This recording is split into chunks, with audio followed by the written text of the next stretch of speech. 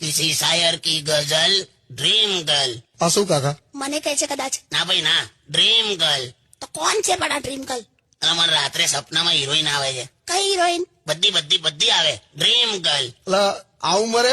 સપના અને ઉંમરને કોઈ લેવા દેવા નહીં.